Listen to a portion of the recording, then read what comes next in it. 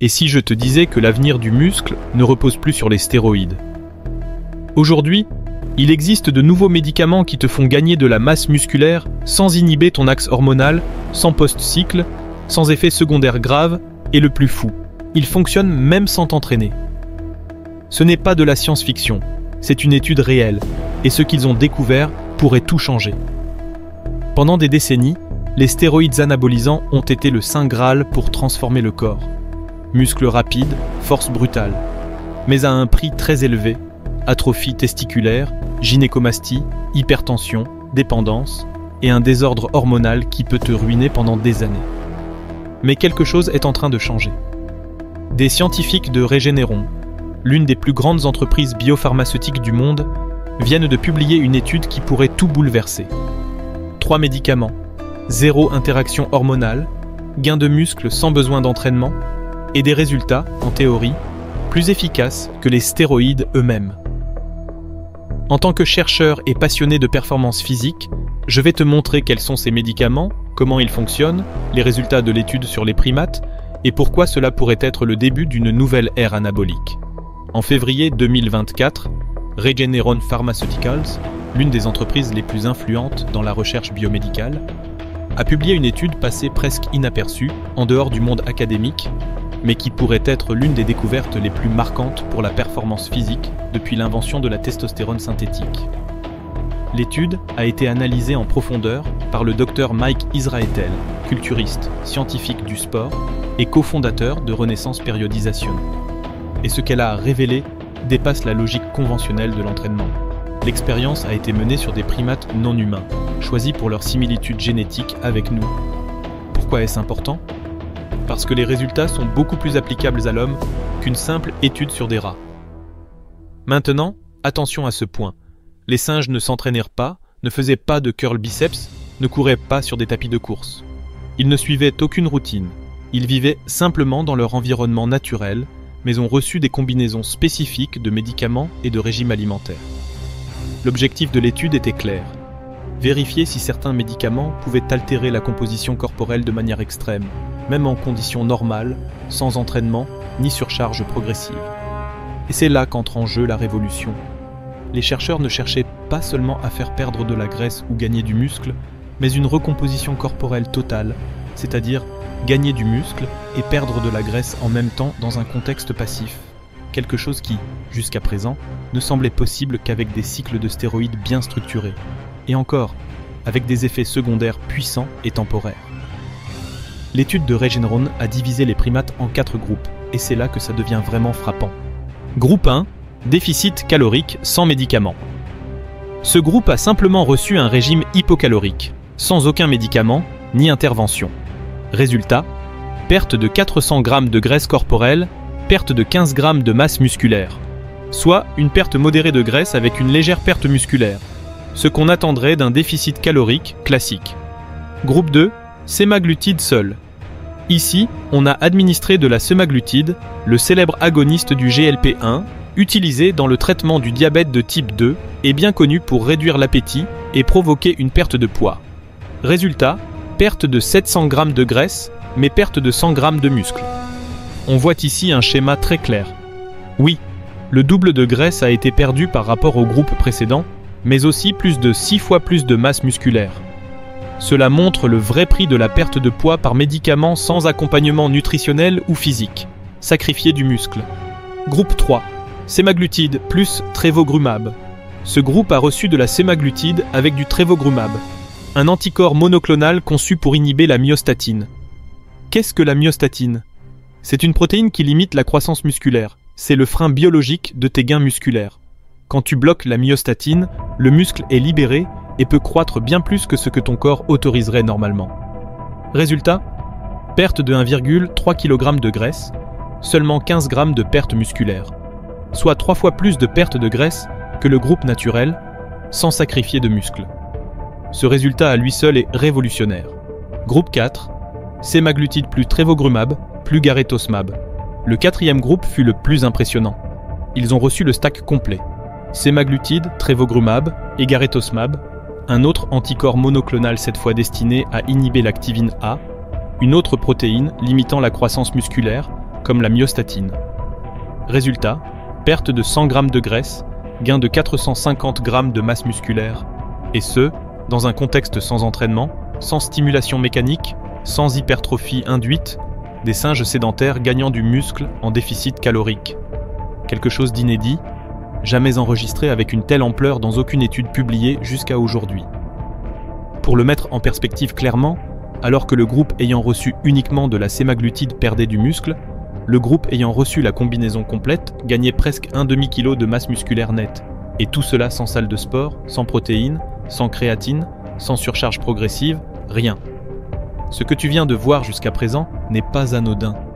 Nous ne parlons pas d'un supplément de plus, ni d'un nouveau brûleur de graisse miracle. Nous parlons d'une intervention pharmacologique capable de générer de la masse musculaire sans entraînement, dans un contexte de déficit calorique, et avec des effets secondaires potentiellement plus contrôlés que les stéroïdes traditionnels. Et si ces résultats se confirmaient chez l'être humain, cela signifierait que sur 20 semaines, une personne pourrait perdre 10 à 12 kg de graisse et gagner entre 4 et 6 kg de muscle sans mettre les pieds dans une salle de sport. Imagine ton oncle sédentaire, celui qui n'a pas bougé de son canapé depuis 10 ans. Avec cette combinaison de médicaments, il pourrait se retrouver avec un corps fonctionnel, défini et fort en à peine 5 mois. Exagération ? Non, ce n'est pas une extrapolation directe, mais une interprétation basée sur des données scientifiques obtenues chez des primates. Et cela brise totalement le paradigme du culturisme. Jusqu'à présent, la croissance musculaire a toujours été une combinaison de 3 éléments: stimulation mécanique, entraînement avec charge, nutrition adaptée, hyperprotéinée, hypercalorique ou contrôlée, régulation hormonale, naturelle ou induite. Mais maintenant, un quatrième facteur entre en jeu: l'intervention pharmacologique, sans coût hormonal. Un nouveau type d'anabolisants qui ne sont pas des stéroïdes, n'interagissent pas avec les récepteurs androgéniques et qui pourraient offrir des résultats similaires, voire supérieurs, sans les effets secondaires habituels. Qu'est-ce que cela signifie pour le futur de la performance physique ? Le timing n'est pas anodin. En 2026, Las Vegas accueillera les premiers Jeux olympiques sans contrôle antidopage, organisés par une nouvelle coalition d'investisseurs et de scientifiques. Lors de cet événement, l'utilisation de toute substance visant à améliorer la performance sera autorisée. Et oui, il y a déjà des millions de dollars investis derrière cette initiative. Cet événement sera le terrain parfait pour tester ces nouveaux médicaments sur des humains en conditions réelles de compétition. Et là, nous ne verrons pas seulement s'ils fonctionnent, mais jusqu'à quel point ils peuvent transformer le corps humain. Jusqu'ici, tout semble incroyable. Mais faisons une pause. Car si nous avons appris quelque chose du monde pharmacologique, c'est que tout ce qui offre de grands bénéfices vient souvent avec un coût caché. Et ces nouveaux médicaments ne font pas exception. Il est vrai qu'ils n'interagissent pas avec les récepteurs androgéniques. Il est aussi vrai qu'ils n'inhibent pas l'axe hormonal comme les stéroïdes et ne nécessitent pas de post-cycle. Mais la grande question qui plane toujours est: sont-ils réellement sûrs ? Il y a un détail critique que, curieusement, même le docteur Mike Israetel ne mentionne pas en profondeur: l'impact que ces médicaments pourraient avoir sur le cœur. Car la myostatine et l'activine A, les protéines que ces composés bloquent, ne sont pas uniquement présentes dans les muscles squelettiques. Elles remplissent aussi des fonctions fondamentales dans le tissu cardiaque. La myostatine, par exemple, a un rôle antifibrotique et anti-hypertrophique. Cela signifie qu'elle empêche ton cœur de devenir rigide ou de grossir de manière anormale. Si tu la bloques, tu pourrais permettre au cœur de s'hypertrophier de façon incontrôlée, comme cela arrive avec les stéroïdes après un usage prolongé. Et concernant l'activine A, la situation n'est pas moins délicate. Cette protéine régule le remodelage cardiaque, c'est-à-dire qu'elle participe au maintien d'une structure saine du cœur. Si tu l'inhibes, tu pourrais déséquilibrer des fonctions vitales de ton système cardiovasculaire. Et contrairement à tes biceps, si le cœur lâche, aucun volume musculaire ne peut compenser ça. À cela s'ajoute un autre grand problème. Jusqu'à présent, tous ces résultats n'ont été obtenus que chez des primates. Il n'existe pas encore d'études solides chez l'humain, ce qui laisse de nombreuses questions sans réponse.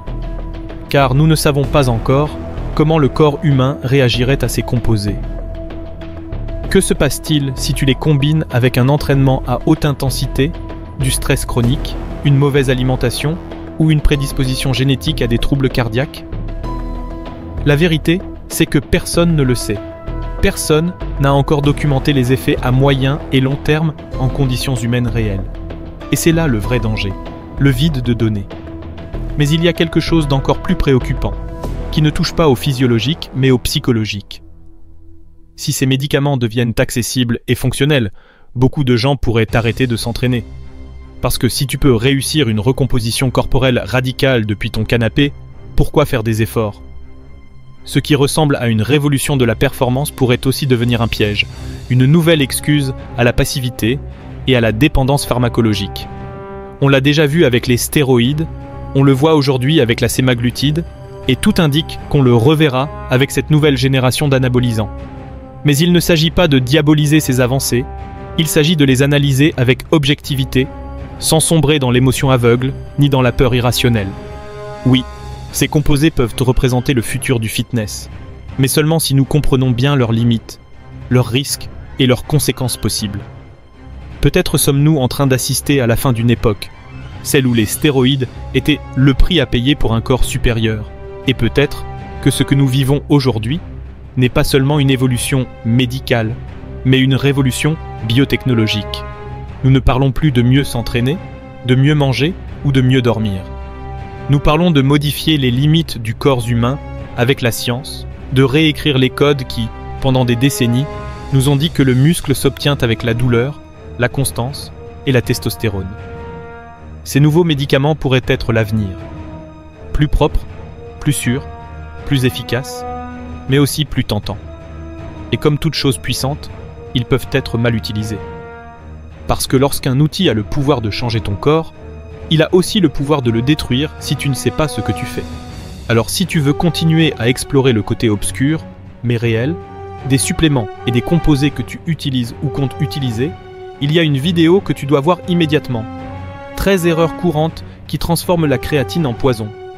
Cela peut être fatal. Tu commets peut-être l'une d'elles sans le savoir. Et oui, le numéro 7 a même surpris des culturistes avancés. On se retrouve là-bas.